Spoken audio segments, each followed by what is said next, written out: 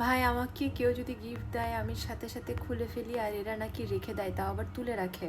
আগে আমি এরকম ছিলাম আপনার মতো, জীবনে একটা দুটো গিফট পেতাম সেটা সাথে সাথে খুলে দেখার ইচ্ছে হতো, না দেখা পর্যন্ত মরে যেতাম। এমন হয়েছে মানুষ গিফট দেওয়ার সাথে সাথে খুলে দেখেছি ভিতরে কি।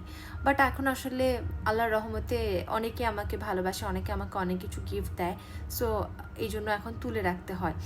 আর বেকার থাকলে দেখা যায় যে ইনস্ট্যান্ট খুলে দেখার ইচ্ছাটা থাকে, বাট বেকার তো না, অনেক কাজ করতে হয়। মানে সারাদিন ফেসবুকে ঢোকা বা কমেন্ট করা, অন্যের পোস্টে যে কিছু না কিছু একটা গসিপ করা, সেটাই একমাত্র আমার কাজ না, আমার অনেক কাজ আছে।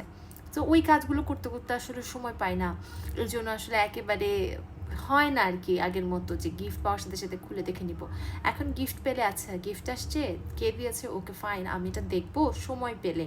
সময় পেলে দেখবো, দেখা যায় সেই সময় কখনো এক সপ্তাহের ভেতরে পাই, এক সপ্তাহ পরে পাই, কখনো এক মাস পরে পাই, কখনো 2 মাস পরে পাই, ডিপেন্ড করে যে আসলে কাজের প্রেশারটা কেমন। কারণ অনেক কাজ করতে হয়, অনেক ব্যস্ত থাকতে হয়, আসলে ফ্রিতে কোনো কিছু পাওয়া যায় না এই পৃথিবীতে।